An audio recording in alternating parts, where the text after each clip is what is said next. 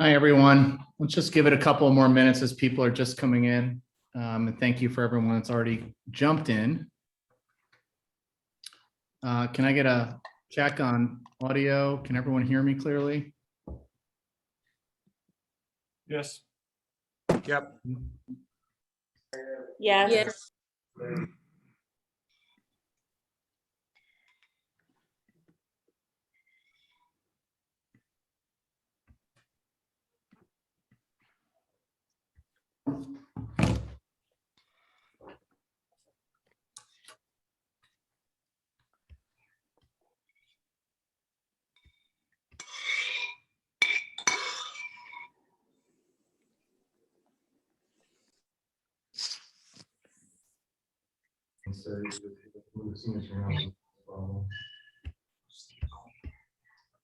Mhm.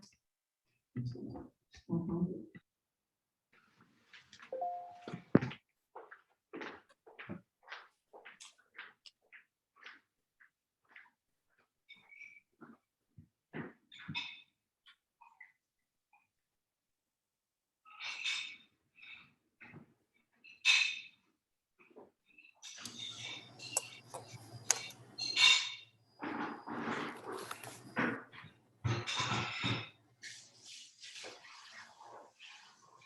All right, great. Thanks everyone for coming today. Unfortunately, in this COVID world, we're stuck with a virtual meeting, but I'm glad everyone could either, show up, and it's good to see some of these faces here.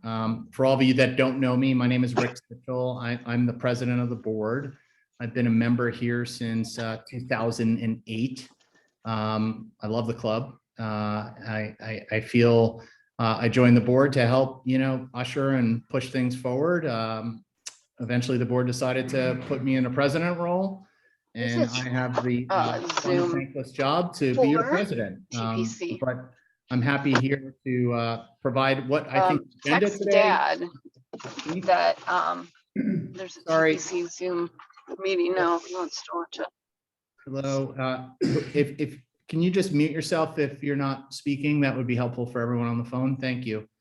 But as I was saying, I feel today is an important meeting. And so what I'd like to do is just go through a bit of the agenda, give you a little understanding of where we're coming from, and then really would love this to be more of an organic and a conversation, right? This isn't a presentation. I don't have, slides to present to you today. I more so want to treat this as a membership and have a good discussion and hopefully leave here with a more educated understanding of what the membership is thinking and how we can help address it. Make sense?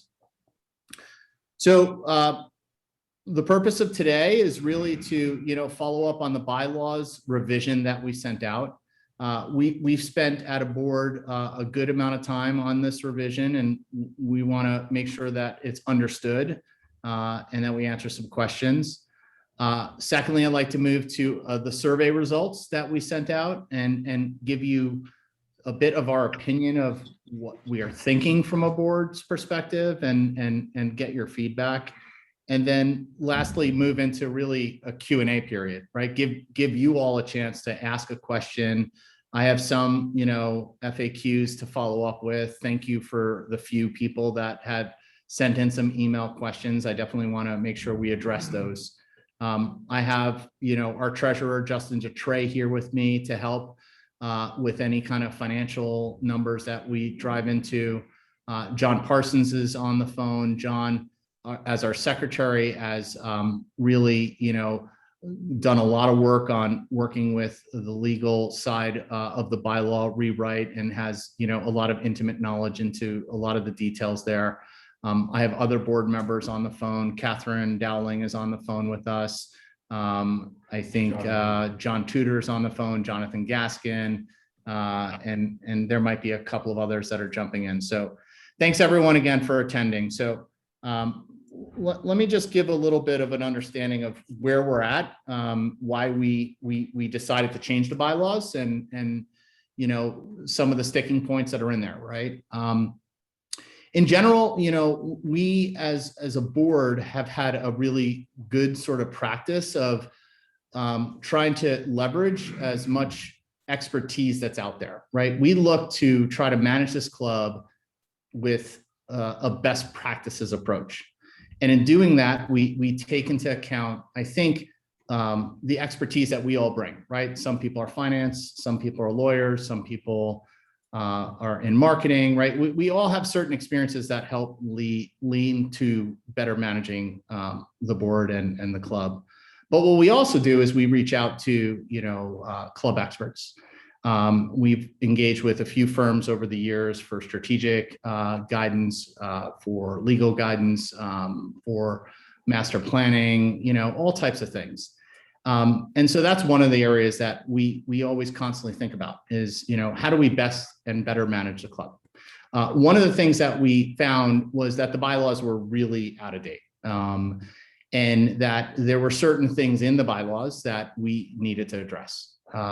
Some of those are in the revisions, right? And they were small things and some were big things.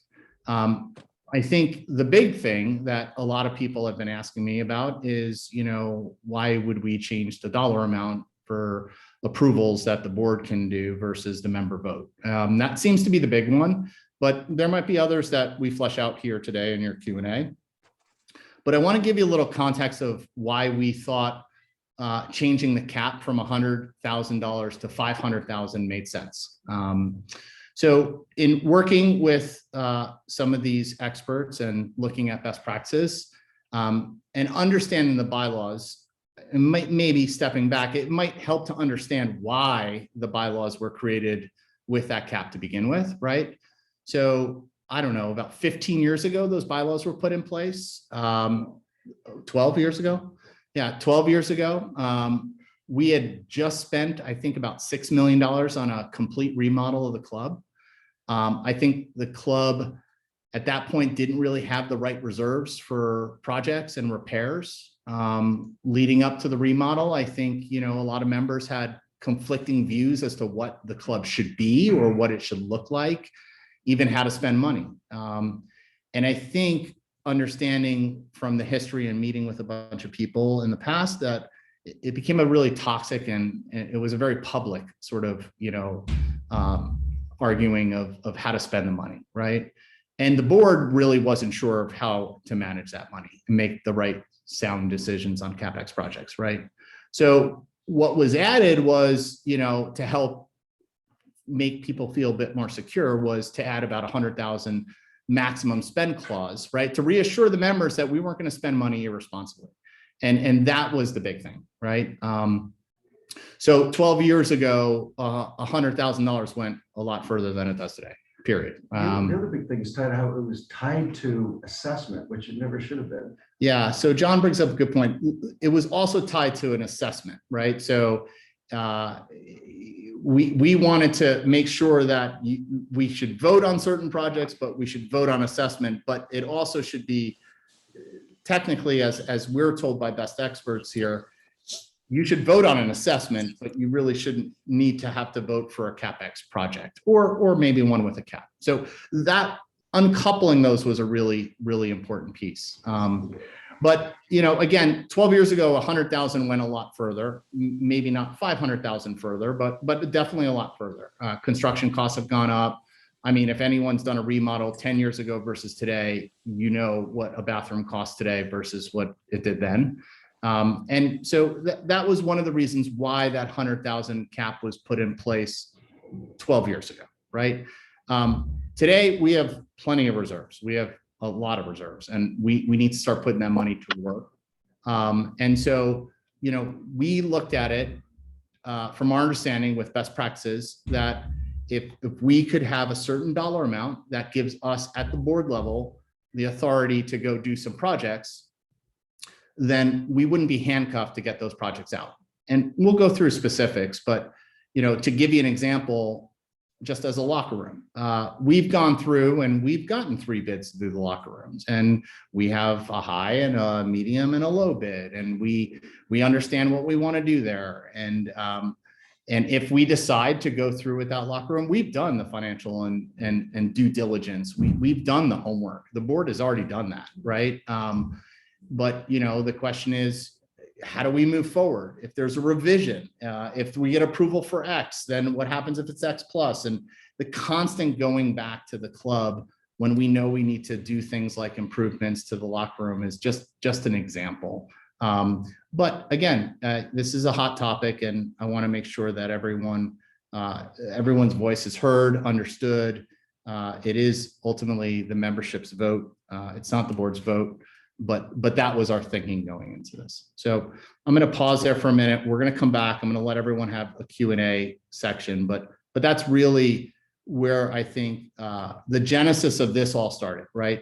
Get to best practices, understand where the dollar could take us, understand the projects that we can move, and then give the board an efficient process to move forward, to make decisions and move things forward. And hopefully not let it be like the last, I don't know, 10 years where we're not doing enough to the club. We're not adding enough to the club. And we need to make sure that we move on that.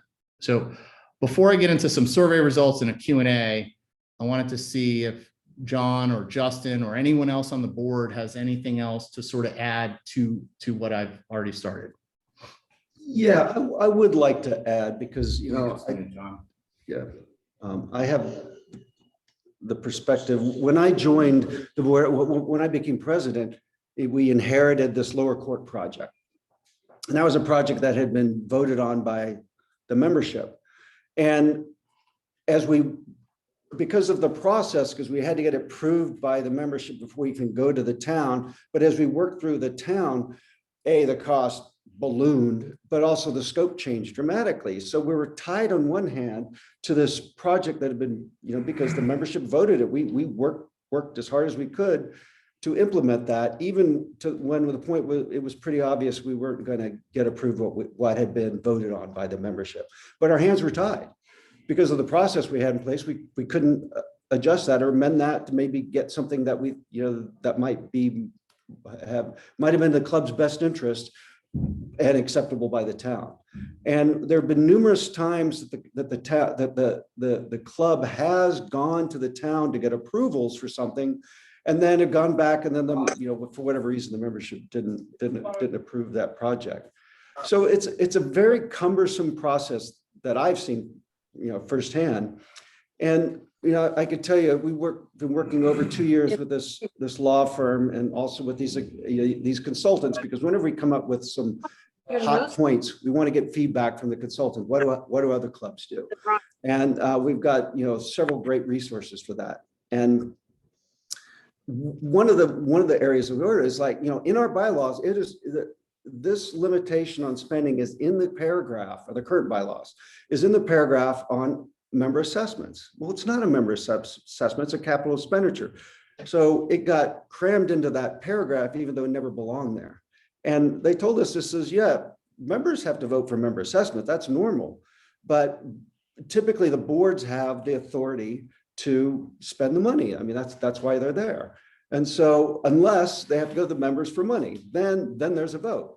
And so that was a perspective they had. So in their mind, it was like, you shouldn't have any limits. And that's hence, and we had a lot of discussion about this at the board level, hence that survey when I want to get feedback from members about this, because we knew it wasn't going to be a trivial point. So we wanted to get some feedback on that, and hence that question on the survey.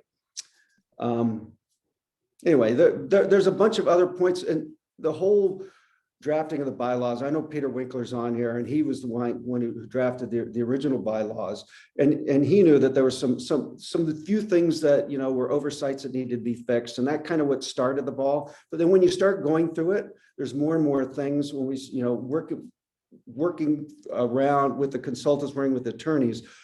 It grew from to a much larger set of revisions, and I tried to explain why those revisions being made. Some of them are strategic. Some of them are kind of moving from this, you know, how the club used to be. And its foundation, its beginning, which was more kind of a rec center, very much member owned, to what it's been transitioning, certainly with the major remodel of 12 years ago, that more of a private club. And how do you run a private, professionally managed private club versus a kind of member managed, you know, rec center thing? And so we made some strategic changes around that. And it rolls through in a lot of areas. Things like, for example, there were no term limits on the board. And, that's, in the nonprofit world, a big no-no, because you want to be able to not have, board members who can basically control and run the club. And if they're entrenched there, it makes it much more risky to do. And by the way, I'm going to be the first person that has to come off the board because I'll have reached my 6-year term limit at the end of this year. So I'm the one pushing for this, even though I'll be the first to go. And there's a lot of other little things that I'm happy to go through and explain in great detail. Thanks, John. So the only other piece that I would add is, and I sort of alluded to this in my email. Listen, this is a lot of work. I got to tell you, to be on a board. Any of the past board members or board presidents for sure will understand how much work and effort goes into this. This is beyond the amount of work I ever thought I'd signed up for as a volunteer. And what I would say is, there's some enjoyment to doing this as well. I've learned so much more about the club than I've ever had before. I walk in here and constantly think about ways to improve the club. I meet and talk to so many people and take their feedback, good or bad. And I think I always do with the right way and smile. And then I come back and communicate with the board as much as I learn. And then I find the board is doing the same thing. And my board is amazing. I love working with everyone on the board. I think everyone puts in effort and cares about the club. And the one biggest thing that we've always thought about when we think about the board is, we look and seek to add people or listen to people that want to join the board that have no hidden agenda. Right. And I can tell you this board doesn't really have a hidden agenda. We have some ideas what to do, but none of these projects that we're saying have to be done. Right. Whereas John mentioned the lower tennis court project. I mean, that when I came on board, like that had to be done for whatever reason. We have to put lights on the lower courts. And I think we need to be more nimble than that. And I think this board is that nimble and very efficient, intelligent board to make the right decisions going forward. So that's an important piece. The other is we really try to listen to our committees and our directors, right? Our directors are the pulse and they manage this club. We're here to help shepherd them and help them get to a point where they can make very good, smart decisions. Our committees are groups of people that in each integral part of the club talk about ideas, listen to ideas, hash out ideas, and then make recommendations to the board so that we can make those ultimate ideas true or not true. And so, like I just stand here today and I hear the objections here and there. Listen, whatever the membership decides to vote on, we'll live with and we'll manage, right? But what I am telling you is our experience in how we do manage the club. These are the glaring issues that if we could remove and move into a more efficient way, we think we could really operate this club at a highest level possible. And I think that's what we're all trying to do. Anyway, so I'd love to go over the survey results and I'd love to hear from all of you guys from a Q&A perspective. So before I do that, anyone else on the board have anything to say or can I move forward? Okay. Let me share my screen. So, so we sent out a survey. We've done surveys in the past. I think the last survey was probably 16 maybe. And I think that one dealt with a bit more of satisfaction for, cafe and programs. And I think going forward, we're probably going to run a bit more surveys. I think surveys are pretty good if they're quick and they're easy and people don't have to spend, a half an hour going through them. We also are going to be adding more to our new website to help people provide more input and feedback. And we're going to try to, incorporate that in a daily way. This survey was really meant to test the waters and understand what people are thinking. And what I can tell you is it was sent to over 1,500 people. I think it was 16 plus. We got 284 member responses. We had about, I'd say 30 people write in, because we did provide, text field to sort of give us some feedback, and we got great feedback. Some of the feedback we got, I think, Juliana's already moving forward with and implementing, right? Little things like, this isn't clean enough, and maybe we should do this, or that's not safe, or maybe the cafe should have that. Those are all really small, but really important, and I think move forward on. Some of the feedback was, I think, 500K is too high. And, we had a few people like that. And so that's what really, we wanted to make sure we addressed today. I sent out the survey, so you guys have probably already read it. I'm not gonna, go into the exact details or read this, but ultimately, when you look at the remodeled locker rooms, there are people that think we should remodel locker rooms. Sometimes I don't care. I would rather spend money in the cafe, maybe. I don't know, right? But, for most of the people, some of the lockers are rotting inside. Some people want more privacy, some of the tiles, the fixtures. So we've gone through and we have 3 bids to redo the locker rooms, and we have the money to do them if we decide to do them. If we do the lockers, you're going to get new lockers, new floors. We're going to put up partitions on the shower. They're going to be, glass, and they're going to steamed, so you can't see through them, right? They're going to be nice. It's not just going to be like, normal curtains that get moldy and are disgusting, right? Better partitions on the toilets. I mean, like, there's a lot that we could do there and make it a really good experience. When you look at the numbers, it supports it, right? I think in general, the membership look at the locker rooms and go, yeah, like we probably should spend the money there. At some point, we're going to have to spend the money, right? So we're just looking ahead and saying we have some money here today, and this is a project that we can move forward on. So then there has been, the tennis committee has come forward on us and said, it would be nice, let's have a tennis pavilion. Let's have some kind of, warm place that sits between courts 1 and court 2. Maybe we could put in movable furniture. Maybe we could put in heaters. And again, we're not saying by putting this survey out that the board is going to approve this and move forward on it. We're saying this is one area that we're thinking about, right? When I look at this survey result, it doesn't really support doing a tennis pavilion. It could, if you look at it in different ways, no opinion, slide it over, it's maybe 50-50, but in general, I see what the 284 people that replied, what sort of, what kind of pulse we're getting.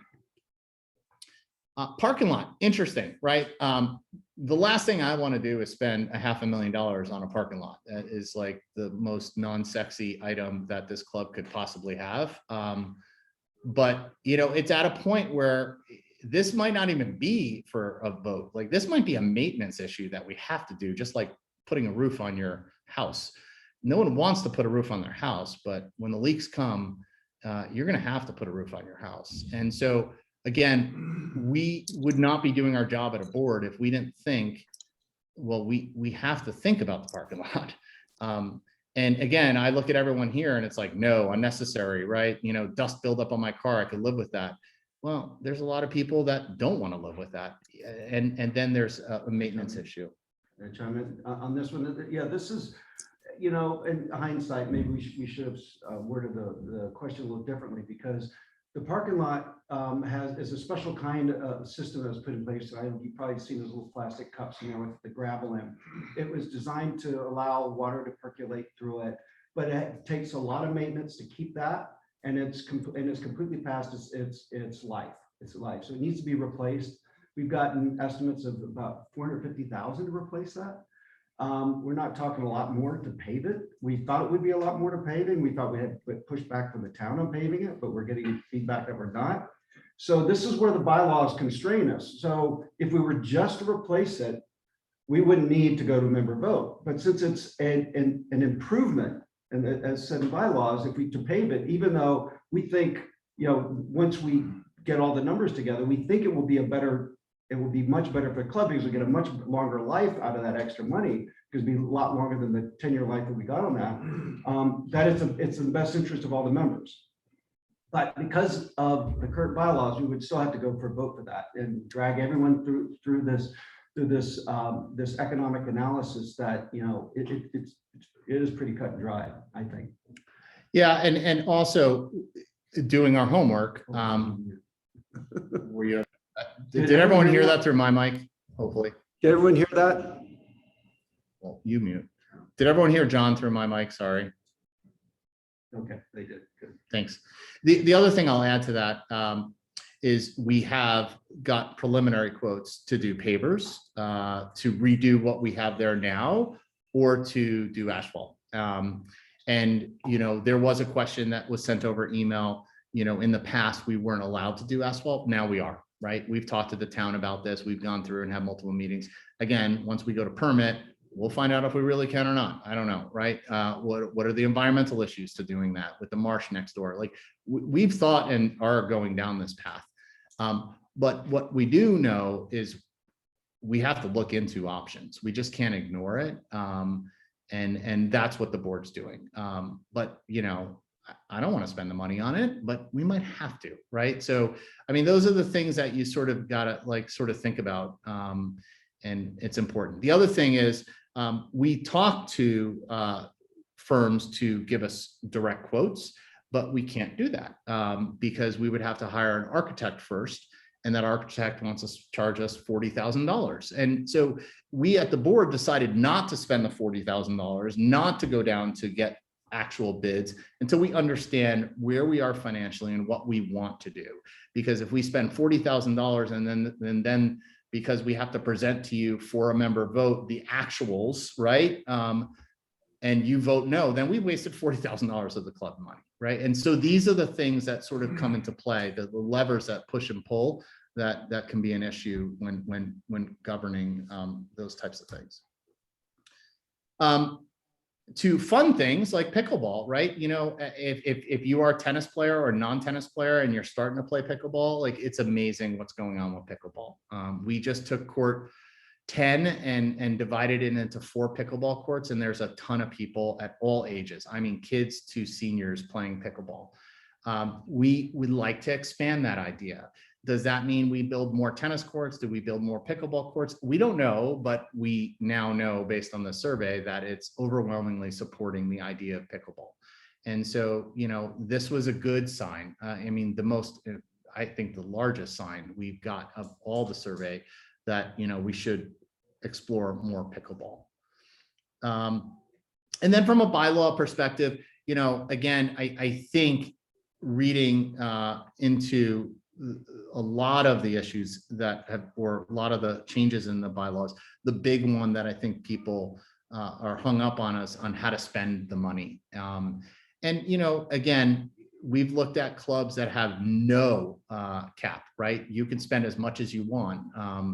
And we understand that this club wants to have an opinion of how to spend money. And then also, like I started the discussion, we want to make sure that the board isn't going to go spend $6 million, right? Now, we don't have $6 million to spend, but we want to make sure that if we did, we're still held accountable for sure.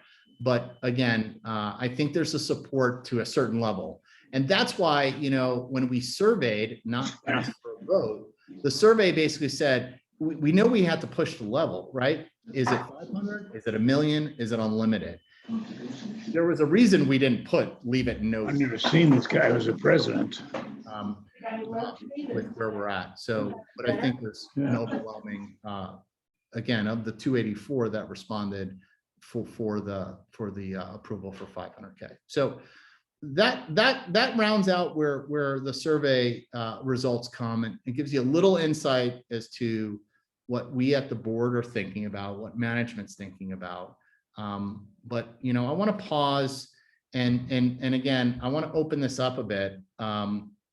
And I'm not sure exactly how we're going to do that. But maybe if we can, let's start with the chat window first. So do you guys find any questions in the chat that we can answer directly?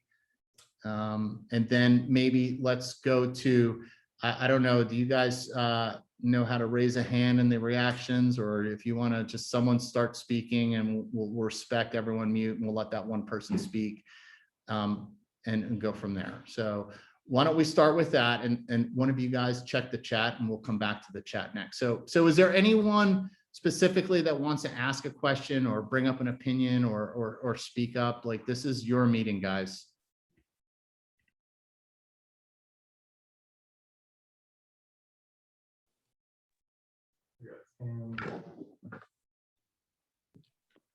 All right, so sorry, Mark. Yeah, Mark Larrett here. I've been a member for almost 20 years, and my wife and I are occasional tennis players. I play tennis every week, but we have many friends who are members. And I made a comment in the chat that I really support giving the board this kind of flexibility. We all love the club.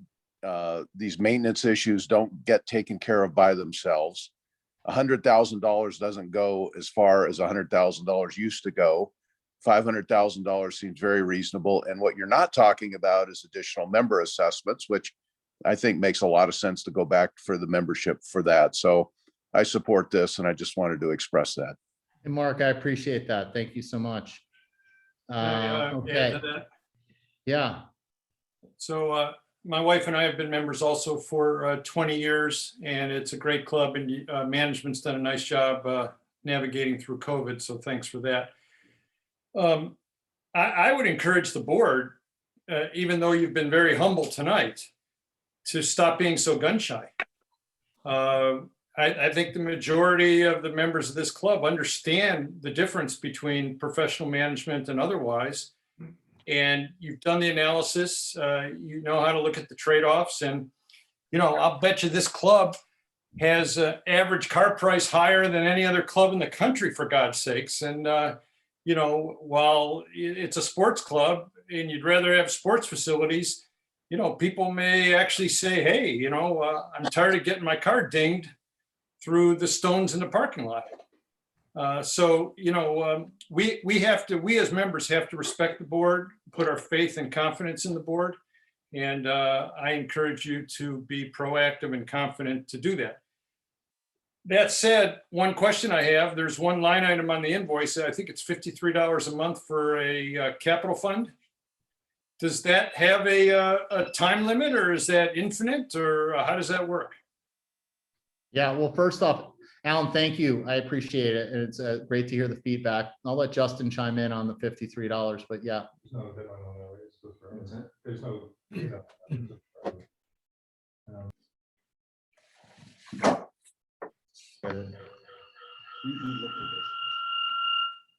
So good question. That line item was originally put in place by the, I think it was 2005 board meeting is where it has the notes for it. And it was for one of two purposes at that point in time. One was for capital projects, and the other one was for debt servicing related to capital projects. So that's what there is no timeline on that at this point in time. There's nothing it's not in the bylaws at all. It's actually just in the minutes from the board meeting in 2005. Right now, I can tell you it's used for debt servicing to continue to pay the mortgage that we have at First Republic. And that mortgage has a long time to go at this point in time. So no deadline in the future that we would turn that off, Alan. What's the principal balance on the mortgage? Any excess above what is paid for on that debt goes to capital expenditures. Yeah. It does not go to club operating. It only goes to capital expenditures. Yeah, it's one of those two categories. It has to be debt servicing or capital expenditures. What is the principal balance? Does that answer your question, Alan? Yeah, just the last question of the principal balance as of today on the First Republic. Yeah, give me a second. I'll tell you what it was as of the end of March. Oh, so it's not just related to the $6 million project. It's the whole club purchase or the whole club asset. So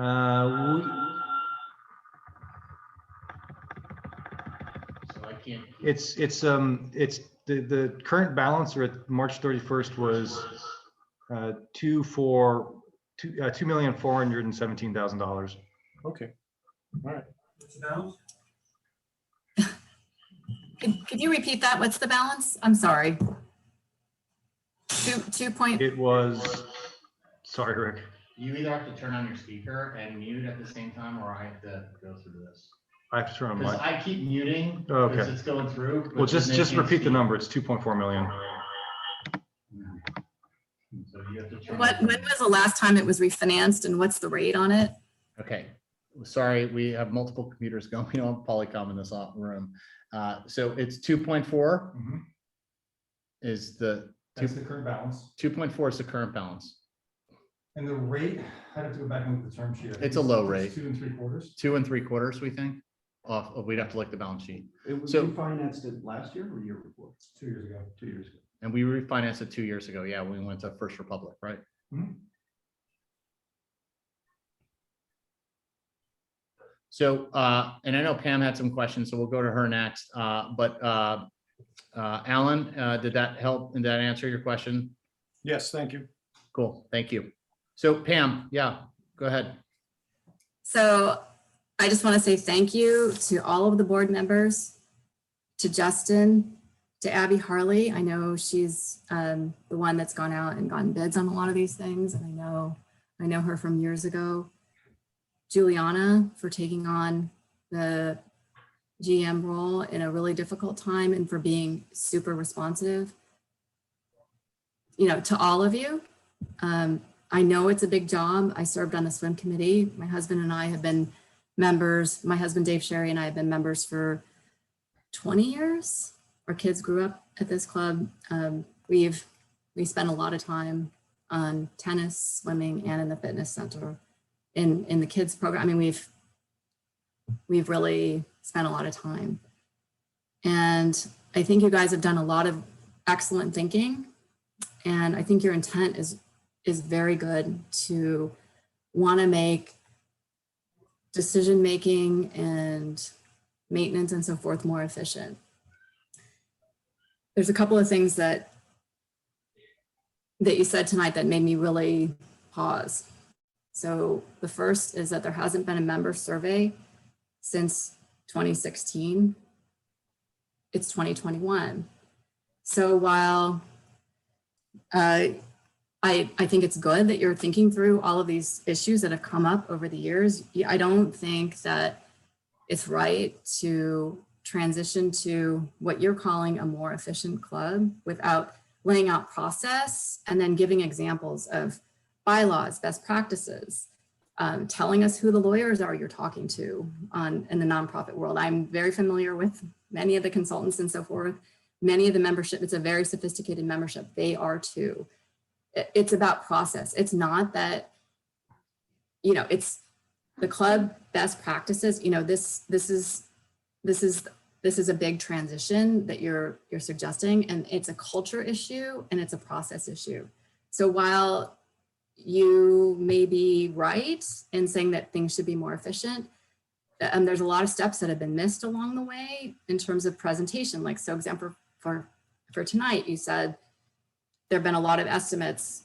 You went out and got the bids for the locker rooms. I trust you, and I trust Abby Harley. I am sure she has done an awesome job, but you have to show us because we're in this transition phase. So only 24% of the membership responded to your survey, and that's partially because it's COVID and because you haven't had a survey since 2016.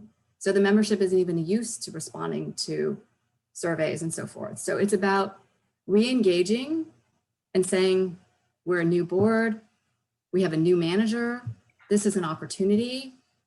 We feel like we would like to make things better. And these are the things that we have identified. And we've listened to the operations committees, we're listening to the management, and these are the things that we're hearing. And so we're going to take it back to you, membership. And we would like you to give us the power, to empower us to make these changes. I'm sure you're right about bylaws of other clubs and so forth. Yeah, I mean, if I wanted to join the Bay Club, which we used to be members of for years and years as well, and we shifted, not belonging to the Bay Club as well, because the fitness center was enough for my husband and my two kids and I. That was all we needed. We didn't need to go to the Bay Club. But so what I'm saying is, like, what you're proposing is a management structure that is something like more like that, where the members pay their dues and they're trusting management and the board to do the right thing. And that's not where the current culture and the process of the club is today. And I'm not saying that it can't get there, or that you're not the board or the team of people at TPC that are employees that I know work very, very hard and want to do the right thing. But it's, you have to build consensus, I think, along the way and explain. Because I, for one, I think I shared with Justin that my husband and I, we would have spent 15, we would have spent 20 million. We didn't care back in 2007. That's right. We did not care. We wanted the best possible club because this is where our family lives. We've lived here for 22 years. This is the facility we're going to use. This is our community. Not everybody feels that way. And I mean, I think that's something that you have to consider too. So, I mean, Dave and I, my kids, locker rooms, do it. Parking lot, do it. However, I'm not sure that you can. I mean, I guess you've done more research, but at least the last time I heard, the town was very opposed to it because of drainage and so forth. Now we have the library. I don't know where that stands, but you haven't shared with us the information that you have given. And I think that's on you as a board. And I know you've put in a lot of time, but I'm just saying, it's annoying that my car's dusty and I've got gravel on the bottom. I have to vacuum out my car every week.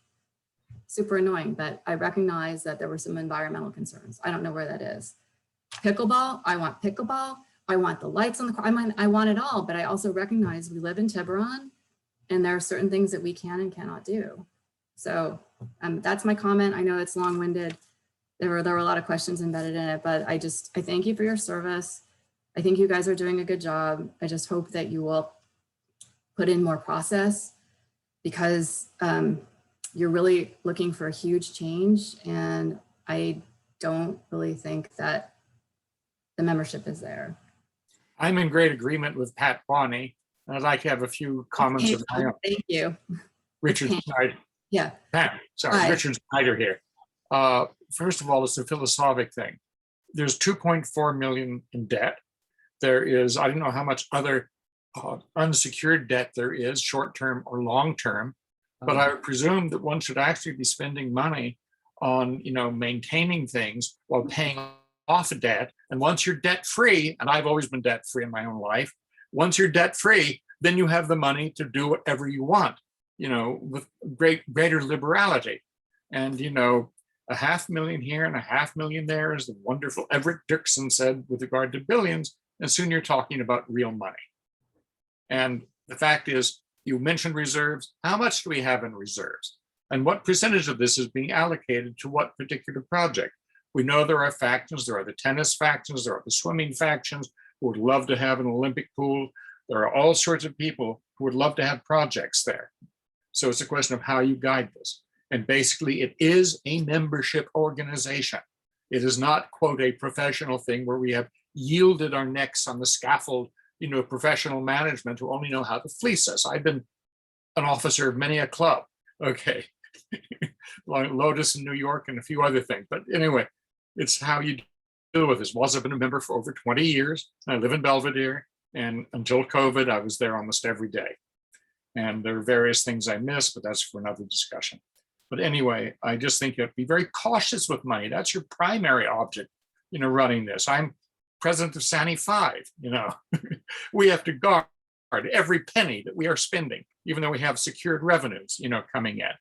And you have revenues coming in, we have revenues coming in, but you have to really guard that. That's a primary thing, and not just go out and spend money when you actually have debt, which you really have to cover.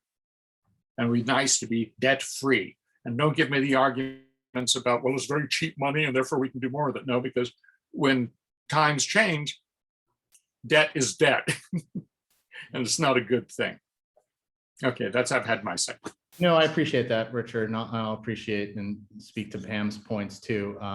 Listen, we're in a very good and strong financial position, and we have looked at the analysis of paying down the debt versus not. And it's this board's decision that, you know, we're servicing the debt correctly right now, and that we have the cash to put into a better member experience. So, but I understand the argument against, and we've gone back and forth on that in a lot of ways and discussed it in a lot of detail.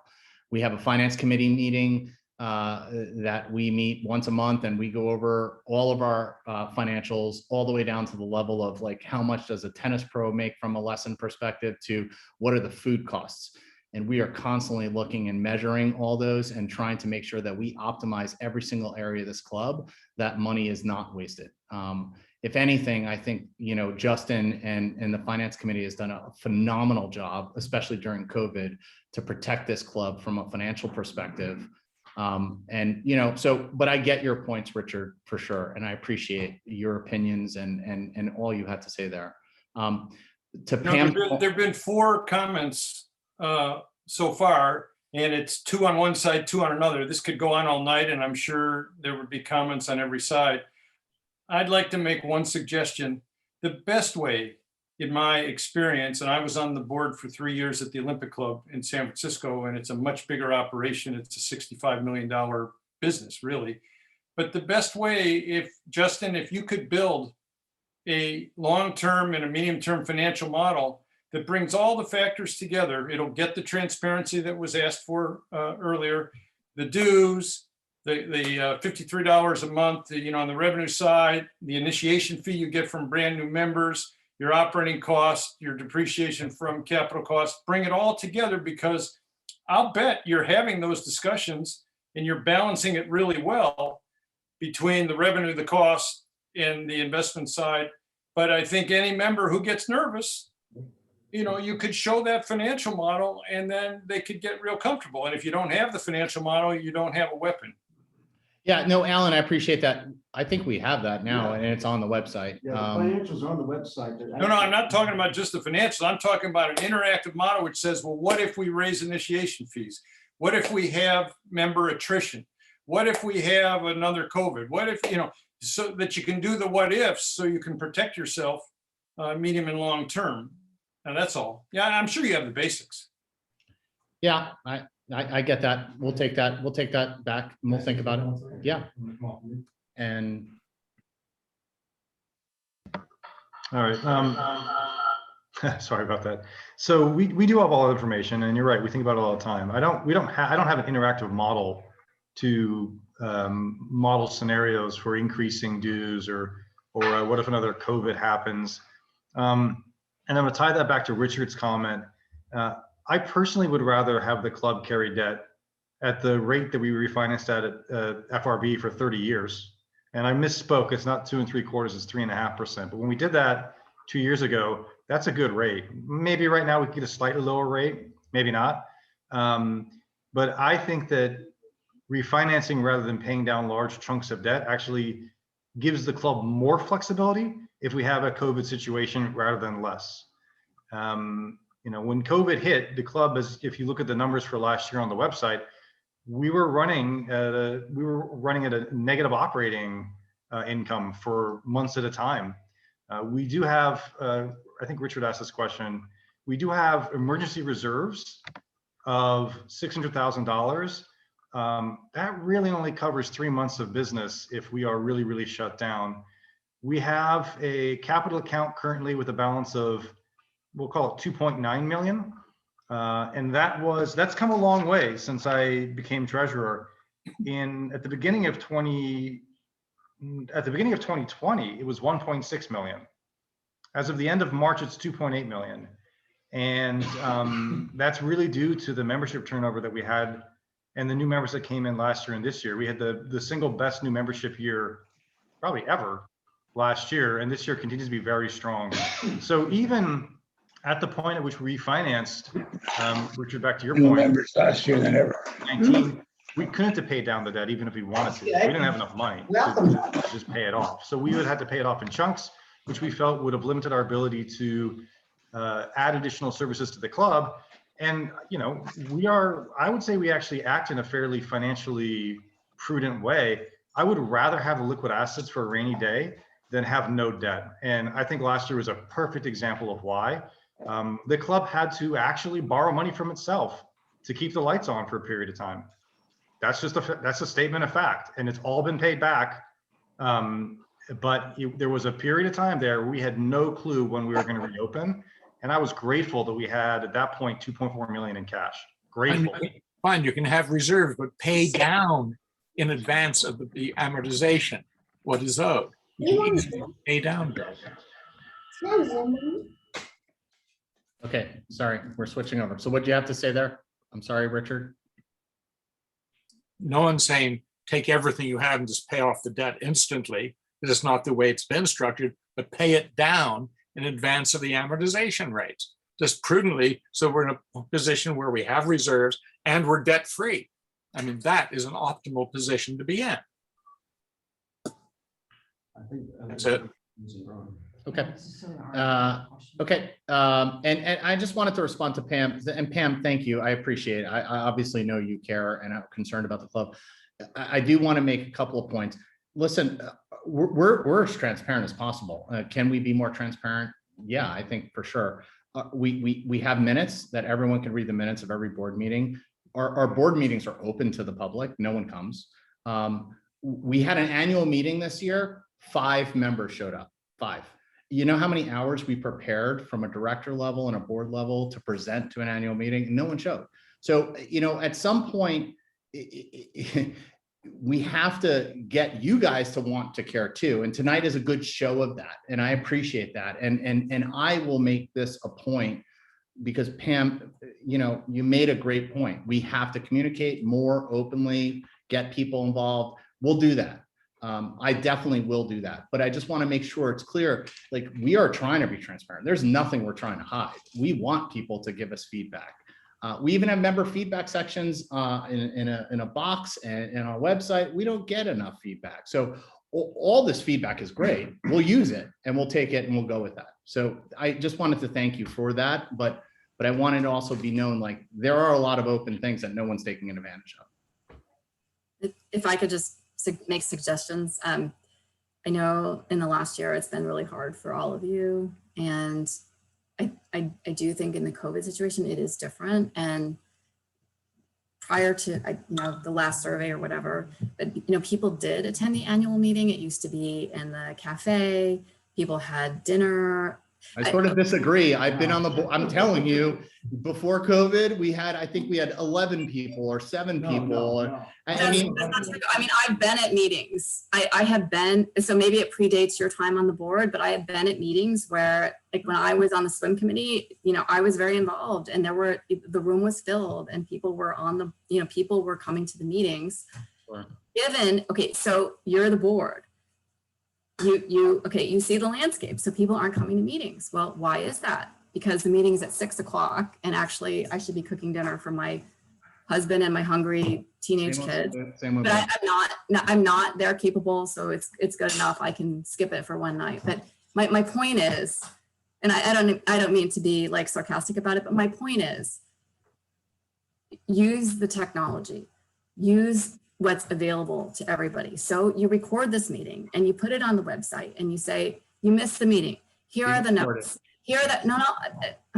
Please let me finish. When you sent out this email about the bylaws, I went to look at the financials, there was nothing there.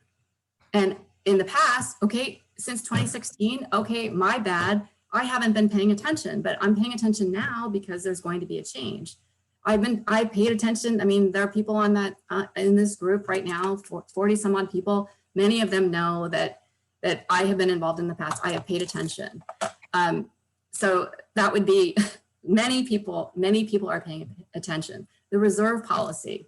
One of the things I advocated for was having a 6-month reserve instead of 3-month reserves. And now you're telling us that you couldn't keep the lights on during COVID. That's exactly why. We live in earthquake country. We live in fire country. We live in flood country. So now we've had a pandemic. So we've had 2 of 4, the God forbid scenarios. It's like, as a fiduciary obligation, we have to plan ahead. And like I said, I want all of it. I want a $20 million facility. I want no debt. I want 6 months reserves. I want all of it, but you can't have all of that. So you have to prioritize. And I think that's the thing. So you're doing a great job. I think it's fine to take these steps, but you have to get people's feedback along the way. And if you're not getting feedback, you have to ask why and make it more accessible to members. So in COVID times, you put all the replays up, you know, just like what everybody else is doing, so that you give people access to information. Then they can't say that. But, you know, I haven't seen the 3 estimates that you have for the locker rooms. Like I said, I want them both done, but if you talk to people around the club, not everybody feels that way. So, I mean, I think you're well-intentioned, but you're missing a lot of steps. And, you know, same thing with the financials. It's not readily available. So you can't expect people to agree with you if the information's not there. It just doesn't work that way.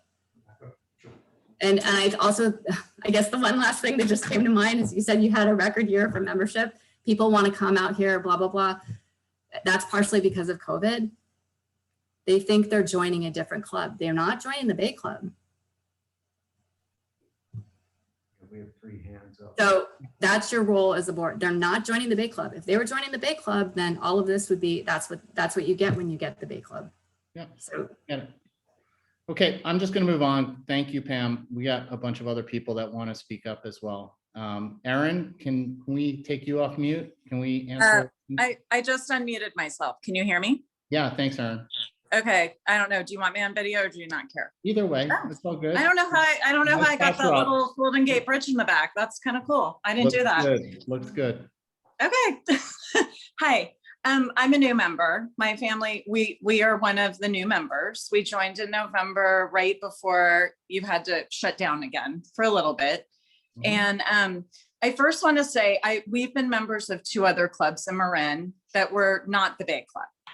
So I do have a perspective, and I want to start out with really positive feedback. To be quite honest with you, I have found the employees to be fantastic at the club. I want to give a special shout out to Juliana, who I have emailed her countless questions, and she's always responsive to me.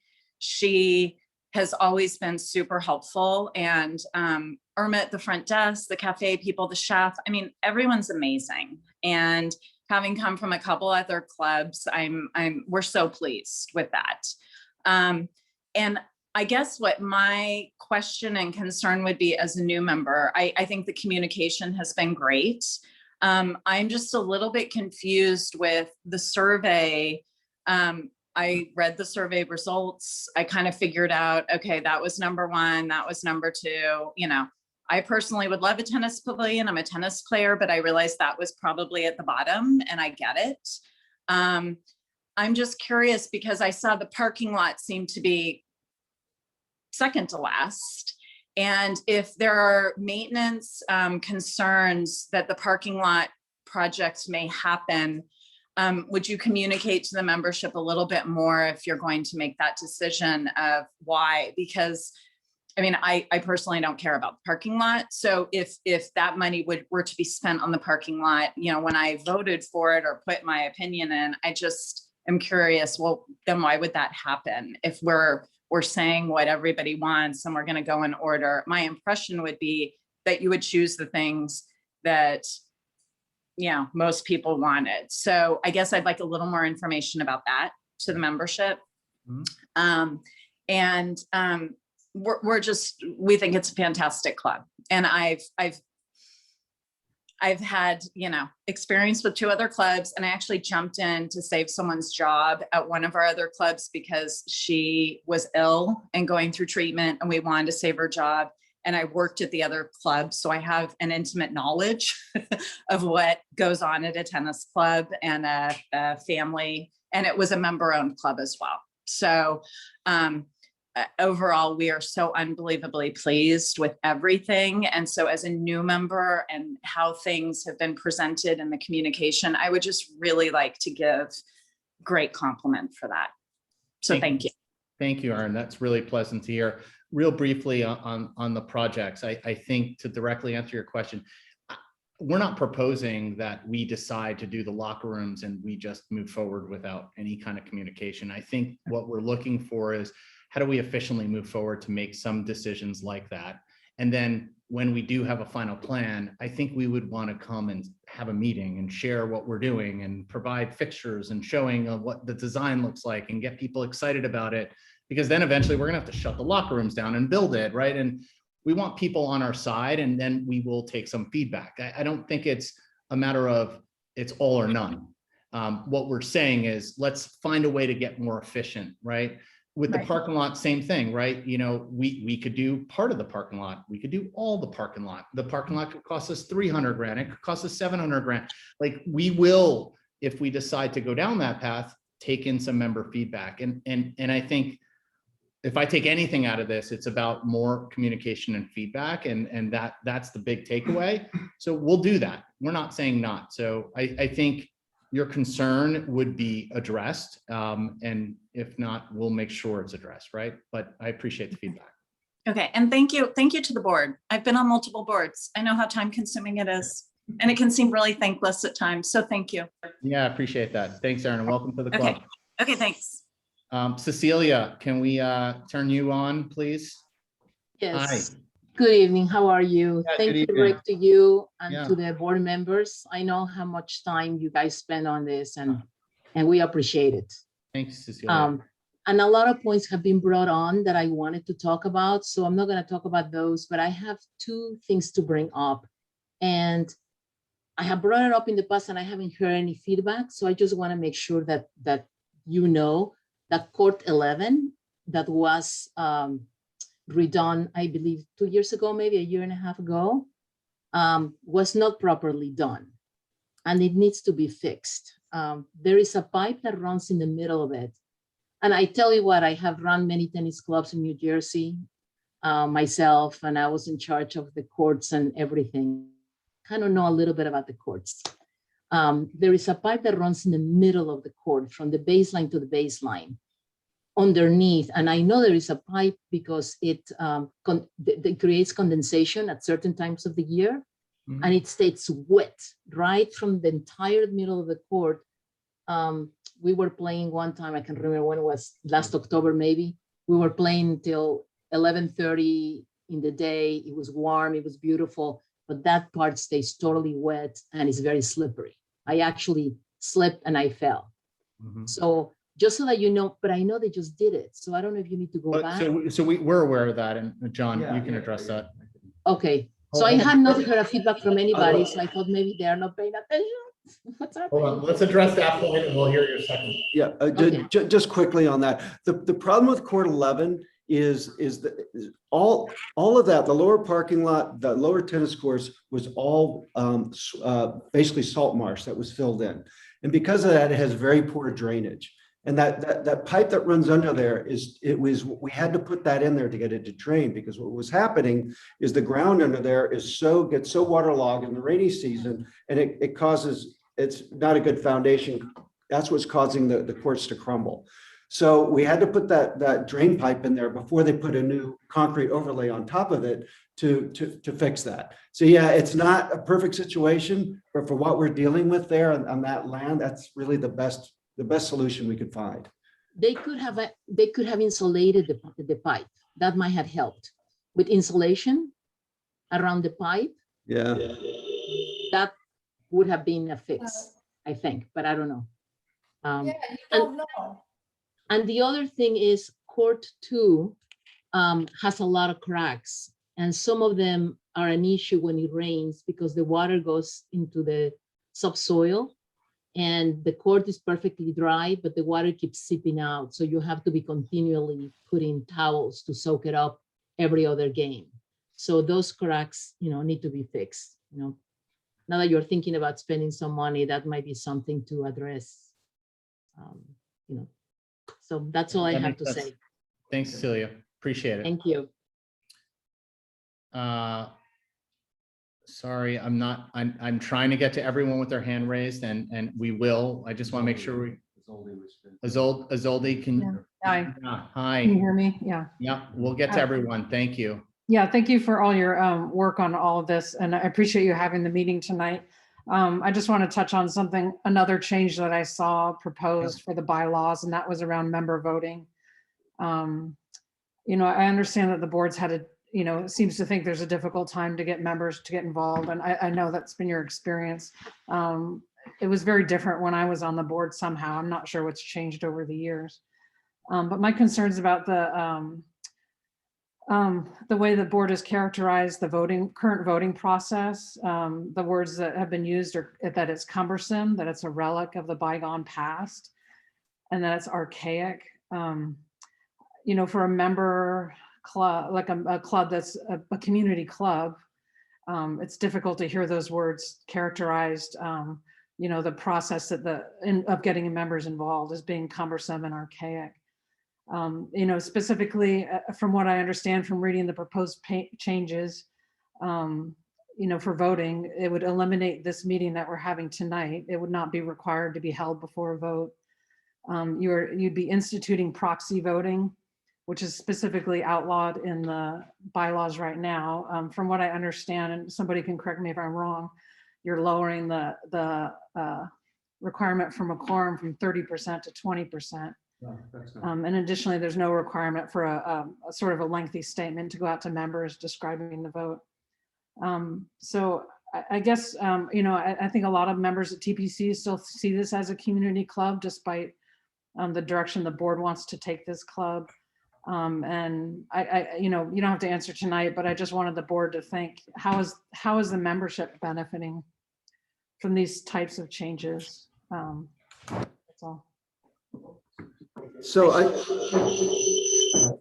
Zoldi, that's not true. That's the 20%, there's a 20% threshold for approval of anything other than a change the bylaws, which is a 30% threshold. That was existing bylaws. It's in the new version. That has not changed. I don't know where you're seeing that. The process when the original bylaws were written, it was primarily geared to be a paper ballot process. There was some language thrown in that it could be done electronically, but the steps that went through that make it much more cumbersome, because now we can do things online electronically to get information out to people. Like, for example, the limited number of people going tonight, if you can make the information much more accessible online via, you know, modern media, modern tools that the other older bylaws just did not allow. And so that's what's trying to be streamlined. It's not trying to make it so you can't get the feedback from the membership at all. I mean, you still have to get members to vote. The thresholds are still are identical to what they were before.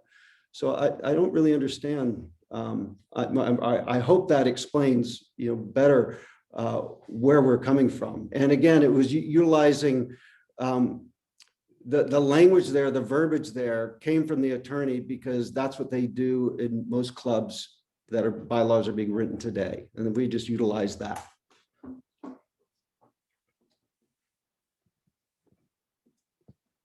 Okay. Want to meet that?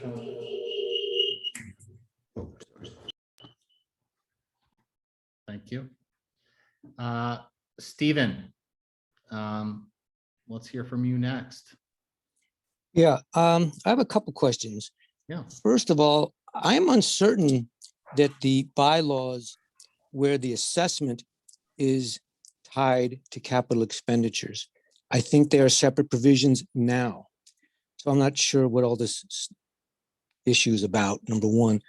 Number two, in light of the fact that people have opinions about how much the board should vote, is there going to be in the vote a possibility of saying $100,000, $500,000, or $1 million?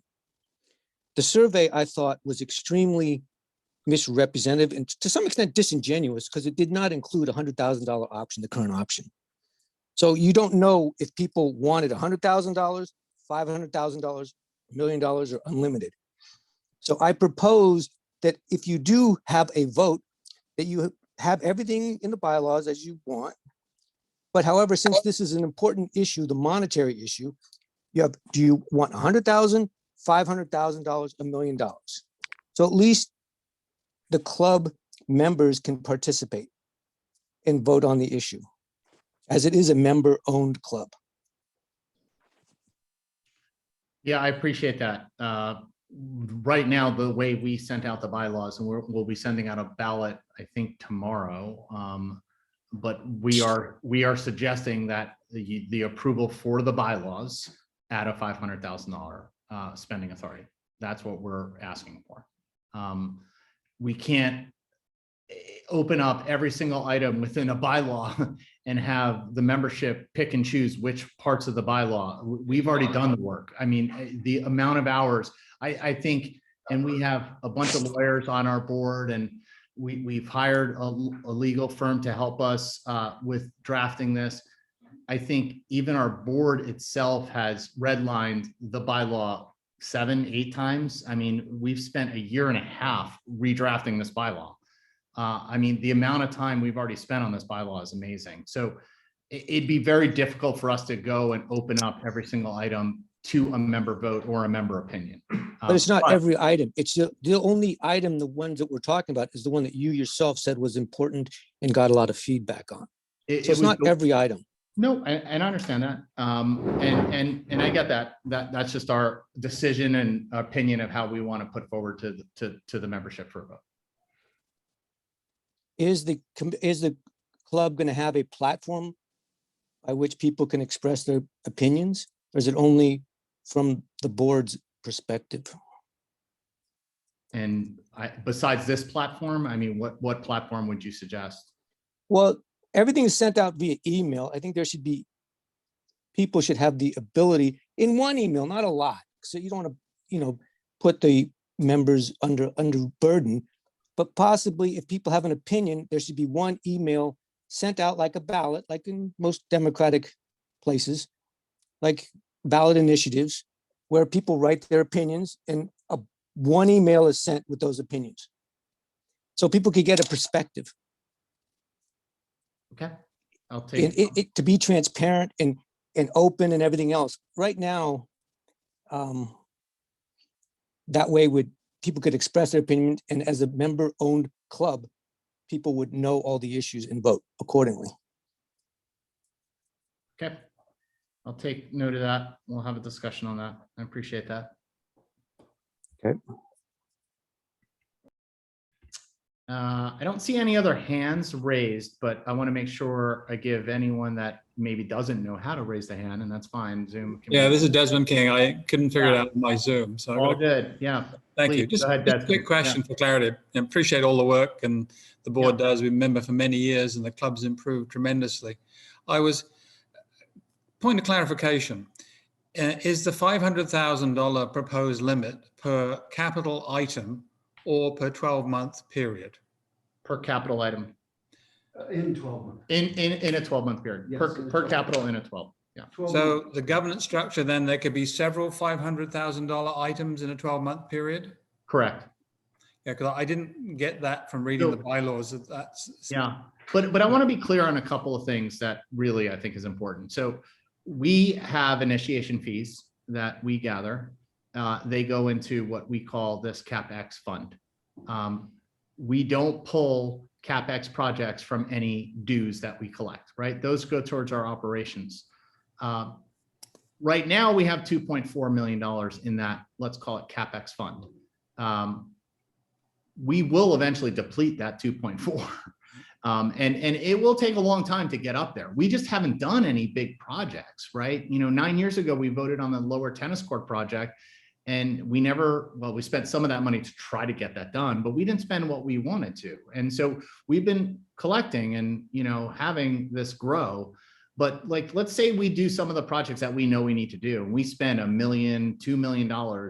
I mean, this isn't going to be like every year we're going to have this huge sum of money that we have to decide how to spend 500,000. But, we feel like we can spend it pretty quickly.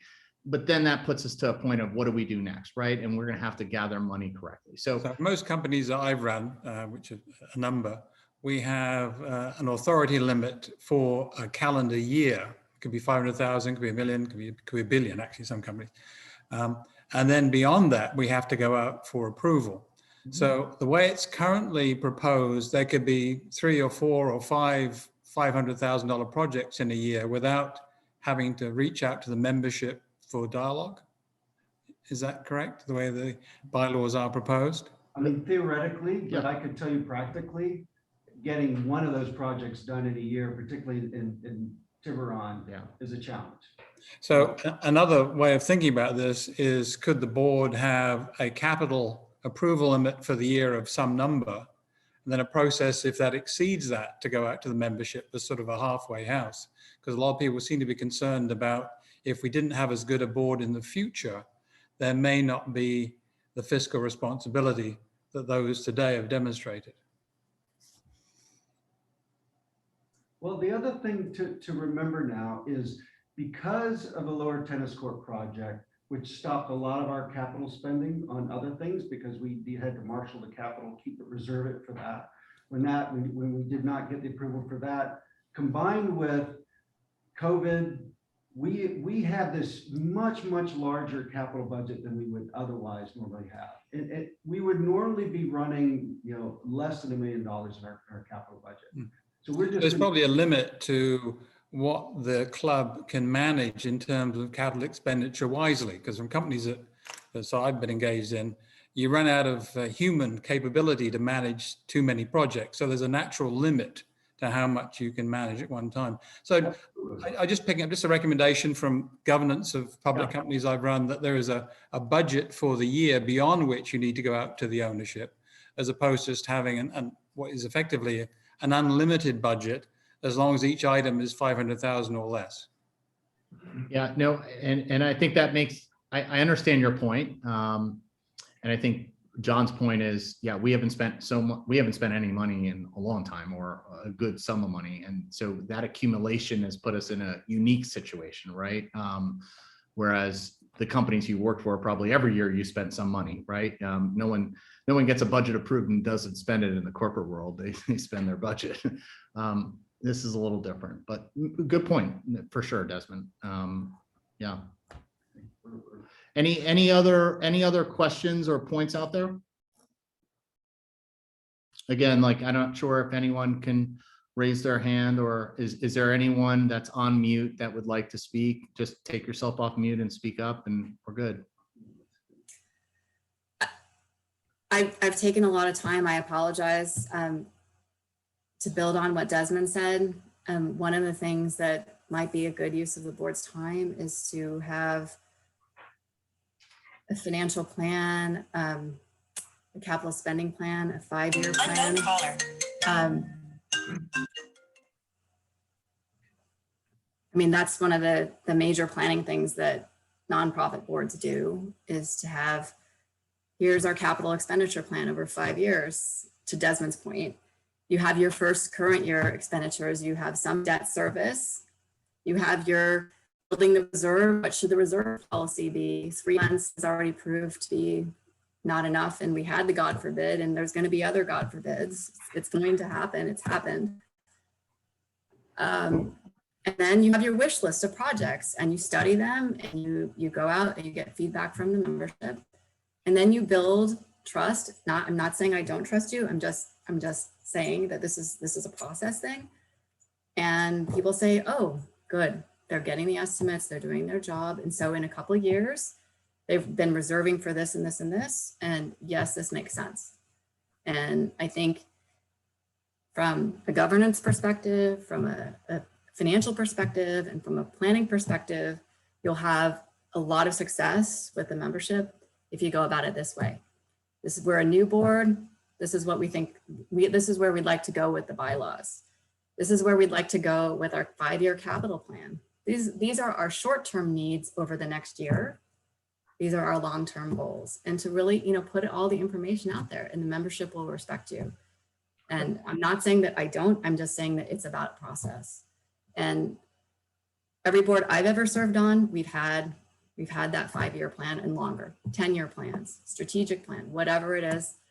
you have your near term, your long term, your medium term and long term, and you spell it out. And you guys are doing a good job, and I thank you. And it's a lot, but that's just where I come out, and especially after hearing everything tonight. So thank you for your time. And I do hope that this is recorded, and I do hope you put it on the website for other members to get the information in some way, shape, or form. Great, thanks. Anyone else? Well, I just want to hop in and just want to make sure that you understand what it is that you're proposing to the members. I just went through while everyone else is talking about the. Yeah, sure. form. So I put in the chat, but maybe someone just clarify it at some point. Just So make the sure it's bylaw, all adds the up. bylaws the draft of the bylaws that we sent out, we are going to follow this meeting up per our bylaws today with a ballot that asks the membership to vote yes or no on the approval of those new bylaws that we're proposing. Okay, that's and that includes a 20%, the reduction in a quorum. per vote. No, it does not. No. Yeah. That is I not- just, all I'm asking is if you guys afterwards just double check, because, I'll circle back with you on that. yeah, that's fine. I think you're, Yeah, and then just, can you just address very lightly the reason for implementing the proxy vote? I just think for a community club, where I think it's better to have participation and for the board to sort of promote participation rather than, just kind of, I don't know, rather than the opposite, I guess. So what is the reason for the proxy vote being added? I mean, specifically on the proxy, I mean, John, do you want to tackle that one? I mean, it's just an efficient. That's the best practices that we've been advised. I mean, there's nothing, I tell you, there's nothing underhanded or ulterior on that. Is just as it's been explained to us, that is the more typical way of doing it. So because if someone, wants to have, they can't be there, they're out of town or whatever, I guess it's less of an issue with electronic voting, but they're able to do that.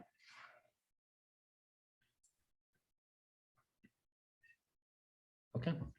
Richard Snyder here with a comment. Yep.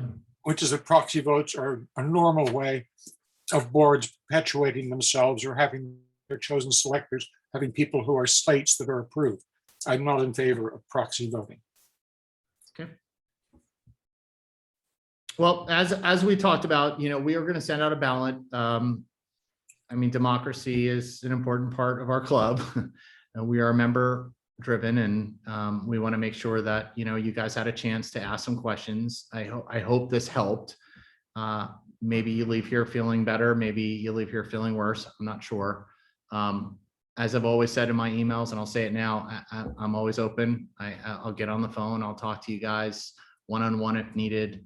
But, obviously, there are some great takeaways from tonight. We will implement a bit more communication, a bit more feedback gathering. We'll take into account what we heard as best as we can. And, on behalf of the board, we thank you guys for participating. This is a good sign. A good amount of people showed up tonight, and I appreciate that. And we'll go from there. So thank you all for your time tonight. Izoli, I just posted it, section 6.4, it covers the 20% and 30%.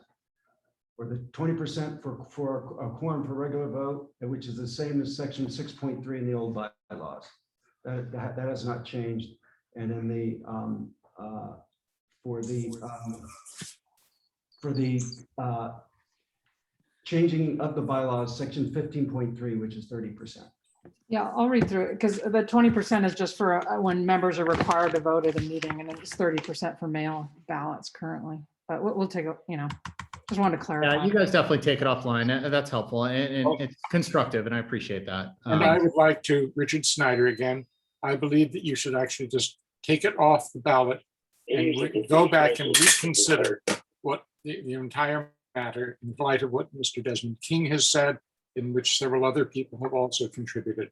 And I think it'd be a bad thing at this point to proceed with the bylaws as drafted, the amendments as drafted. You should really go back and rework them. have something presentable, because I don't think they're presentable the way they're currently drafted. All right, well, I'm going to close off this meeting. I thank you guys again for your time. Look forward into another meeting. We can all get together and maybe have more, discussion, in-person meeting here at TPC as things open up with COVID. So thanks again for your support. We'll talk to you soon.